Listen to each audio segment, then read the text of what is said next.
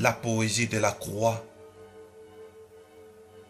Poussé au bout de son souffle, notre Seigneur continuait à parler. Les paroles d'adieu en forme d'héritage pour ceux qui croiront à l'œuvre de la croix. Couronné d'épines, mains et pieds liés, visage plein de sueur et de sang, déshydraté par la soif, sous la fièvre due aux meurtrissures, mon prince charmant n'a pas voulu se taire. Il continuait à parler.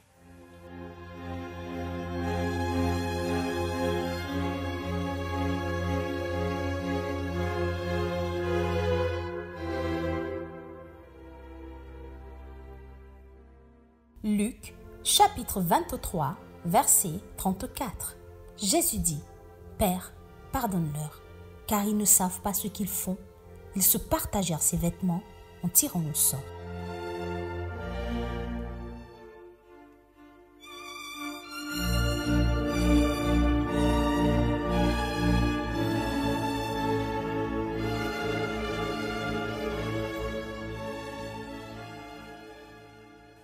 Père, pardonne-leur, car ils ne savent pas ce qu'ils font. Le prince de la paix est en face de ceux qui le font souffrir intensement. Animé d'une grande miséricorde, un souhait les caractérise à l'instant.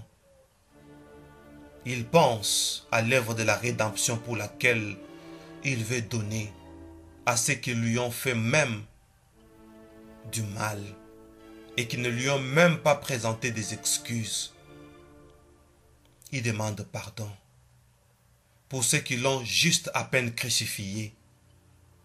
Mon Seigneur est attaché sur la croix parce qu'un groupe de traîtres a voulu qu'il meure. Entre-temps, mon Seigneur éprouvait un désir vis-à-vis de ses ennemis. Il veut, à partir de sa prière, recevoir d'une manière publique le pardon en leur faveur. Il s'est fait le défenseur de ses oppresseurs, pour lesquels il réclame l'oubli officiel de leur brutalité depuis Jérusalem jusqu'à Golgotha, parce qu'il voulait annuler leurs conséquences pénales. Ça, c'est une démonstration d'un amour au-delà des limites, prouvé avec une expression qui demande une mesure de grâce auprès de ceux qui l'ont torturé physiquement et moralement. Parce que l'indulgence était le seul sentiment que mon Seigneur a éprouvé vis-à-vis de ceux qui le martyrisaient.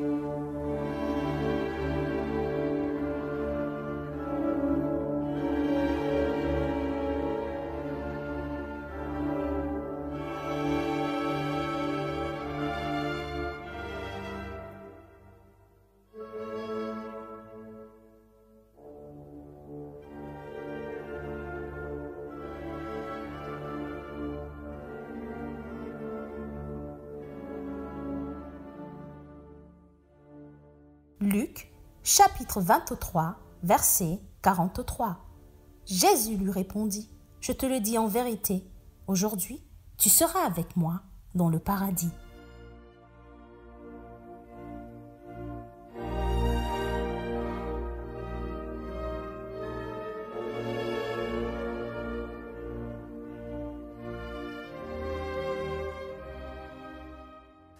En vérité, je te le dis, aujourd'hui tu seras avec moi dans le paradis.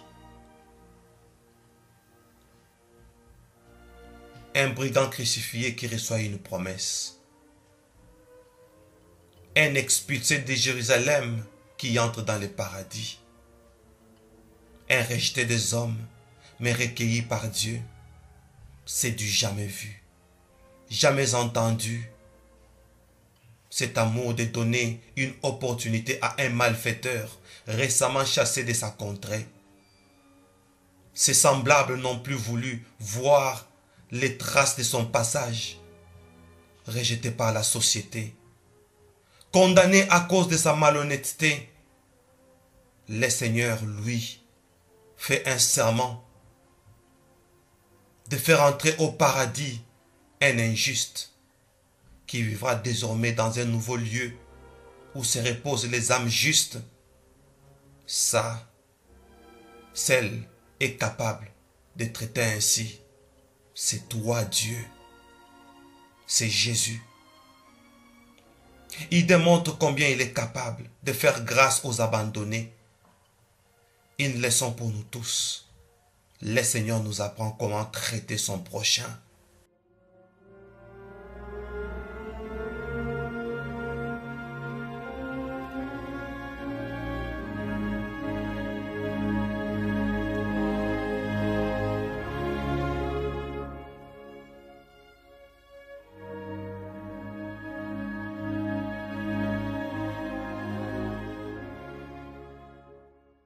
Jean, chapitre 19, du verset 25 au verset 27. Verset 25. Près de la croix de Jésus se tenait sa mère et la sœur de sa mère, Marie, femme de Clopas, et Marie de Magdala. Verset 26. Jésus, voyant sa mère et auprès d'elle le disciple qu'il aimait, dit à sa mère, « Femme, voilà ton fils. » Verset 27. Puis il dit au disciple, « Voilà ta mère. » Et dès ce moment, le disciple l'a pris chez lui.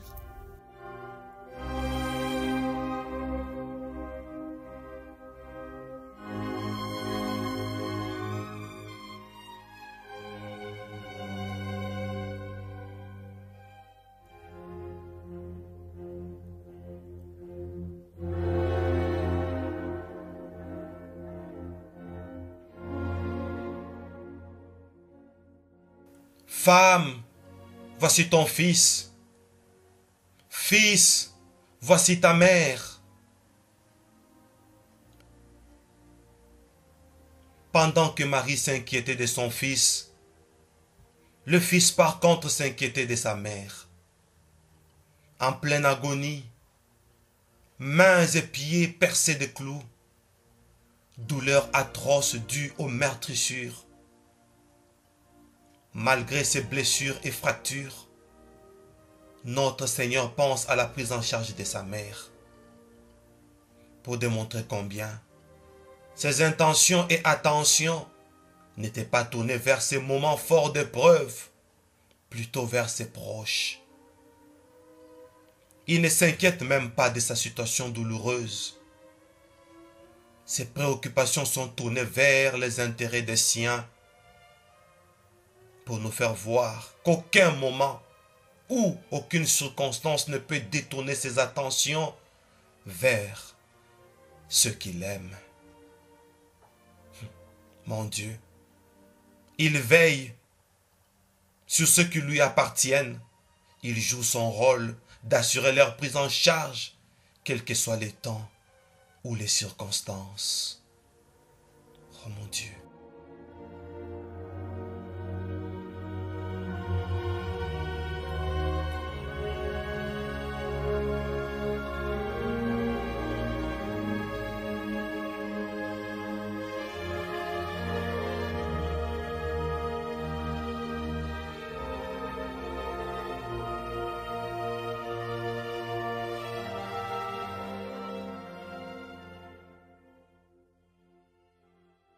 Marc, chapitre 15, les versets 33 et 34.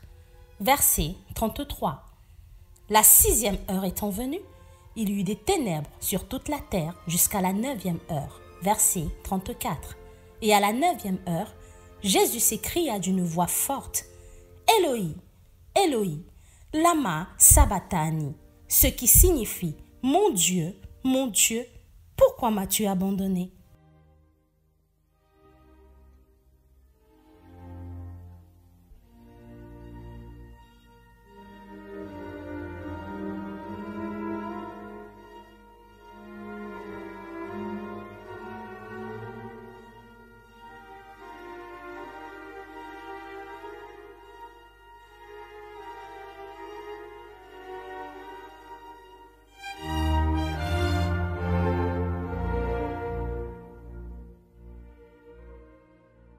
mon Dieu,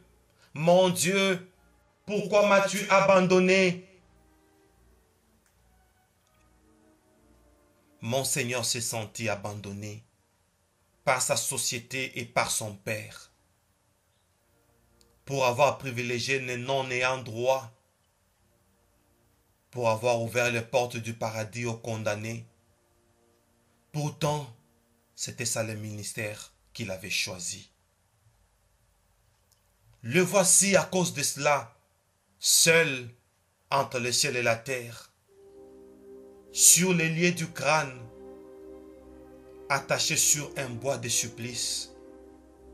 Il se demande pourquoi il a été abandonné et son père ne lui a pas donné de réponse. Mon Seigneur a jugé bon de venir alors chez moi en disant: voici, je me tiens à la porte et je frappe. Si quelqu'un entend ma voix et ouvre la porte, j'entrerai chez lui et je souperai avec lui et lui avec moi. J'ai décidé de les recevoir chez moi et bénéficier de cet amour incomparable qu'il s'est lui-même donné.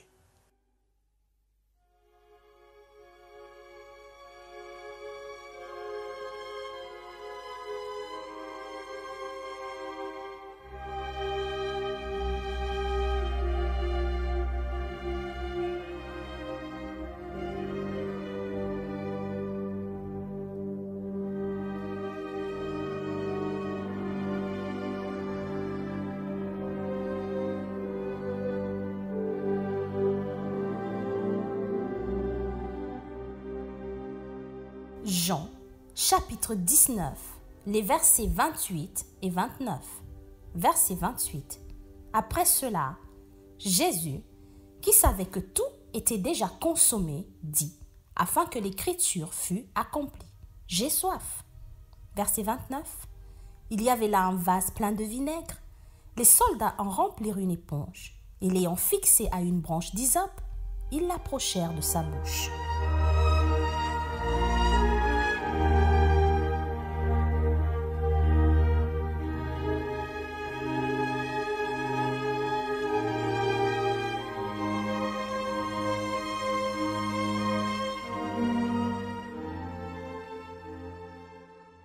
J'ai soif. C'est bien ça. Des choses qui troublent mon cœur. Mon Seigneur a soif. Pourtant, c'est lui la source de l'eau vive. Comment peut-il désirer ce qu'il est déjà? Il ne peut avoir soif parce que c'est lui la fontaine. Voici ce que mon Seigneur m'a dit dans Jean chapitre 7, verset 37. Si quelqu'un a soif, qu'il vienne à moi et qu'il boive. Mon Seigneur a soif parce qu'il s'est épuisé pour nous, ses consommateurs. Autant qu'il soit déshydraté, pourvu que nous soyons désaltérés. Il se prive de ce qu'il est pour étancher la soif des siens.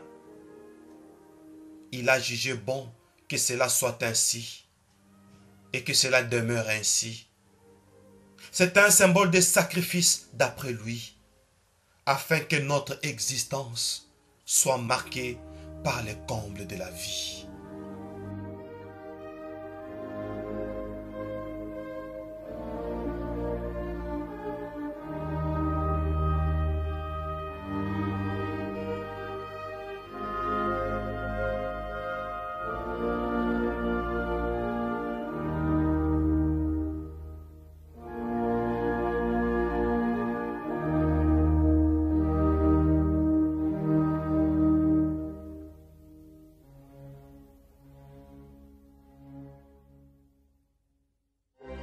Jean, chapitre 19, verset 30.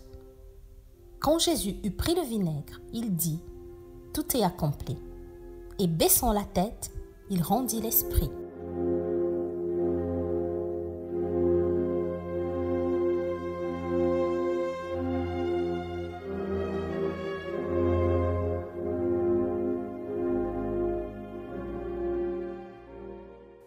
tout est accompli.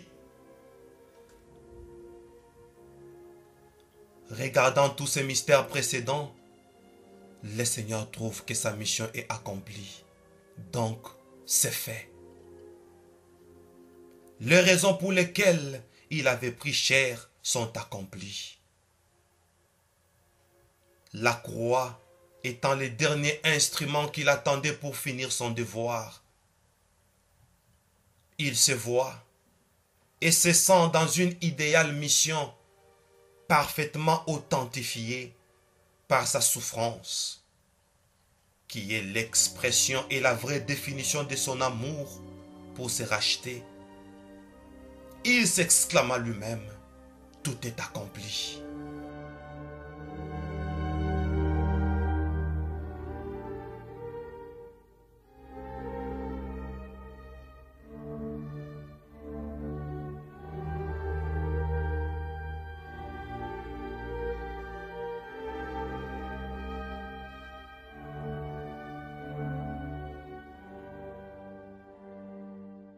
Luc, chapitre 23, verset 46. Jésus s'écria d'une voix forte, « Père, je remets mon esprit entre tes mains. » Et en disant ces paroles, il expira.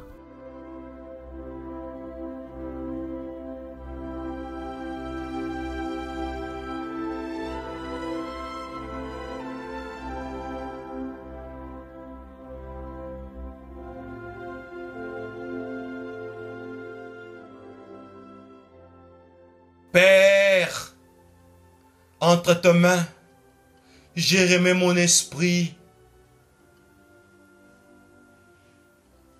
L'esprit qui l'animait au sacrifice est parti.